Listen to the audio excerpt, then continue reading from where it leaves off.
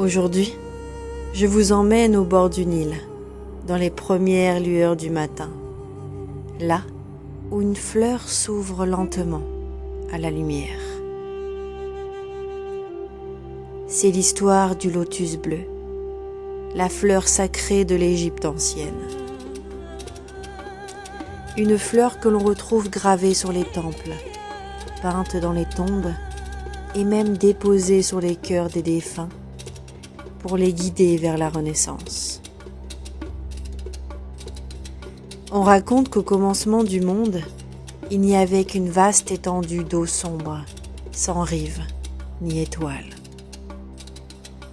De ce silence est née une fleur, un lotus bleu, flottant seul sur les eaux primordiales.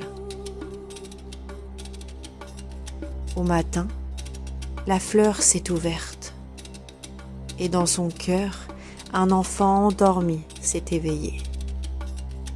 Le dieu Ré, le soleil.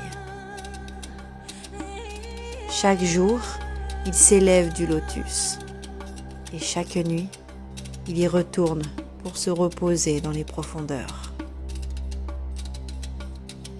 Ainsi naquit le rythme du monde. Le jour et la nuit, la mort et la renaissance, le battement éternel du vivant. Et depuis ce temps, le lotus accompagne les âmes humaines, comme un rappel que même dans la nuit la plus obscure, la lumière finit toujours par renaître. Le lotus bleu n'est pas seulement une fleur, c'est un symbole universel. En Égypte, il représente la pureté, l'éveil et la résurrection. Ses pétales s'ouvrent à l'aube et se referment au crépuscule, imitant le cycle du soleil et de la conscience. Les prêtres égyptiens le considéraient comme une plante d'élévation spirituelle.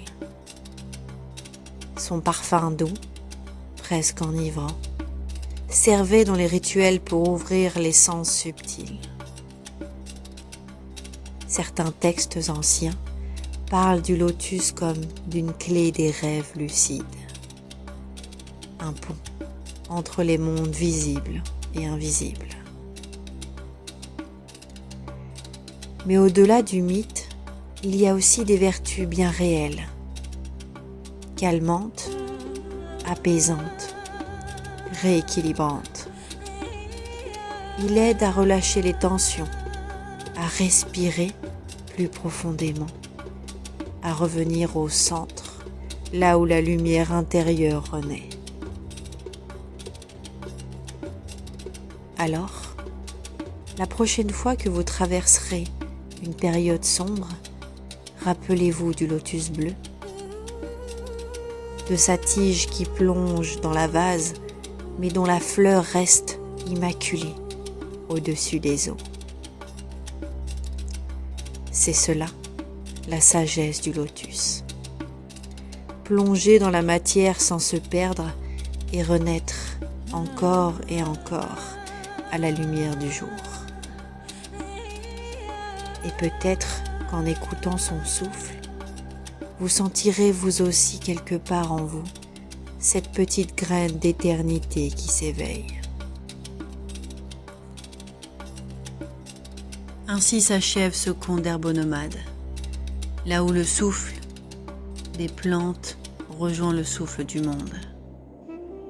Mais chaque plante a encore tant d'histoires à raconter, tant de symboles à révéler à ceux qui prennent le temps d'écouter.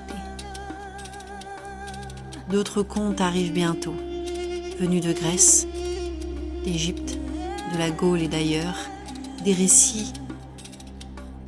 D'autres contes arrivent bientôt, venus d'Égypte, de la Grèce, de la Gaule et d'ailleurs.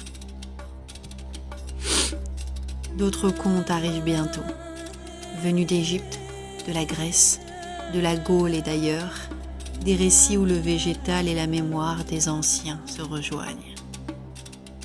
Si ce voyage vous a plu, Abonnez-vous à la chaîne pour ne rien manquer et découvrez sur mon site Herbonomade les contes à écouter ou à offrir, des créations inspirées où chaque plante devient une passerelle entre le corps, la terre et l'âme.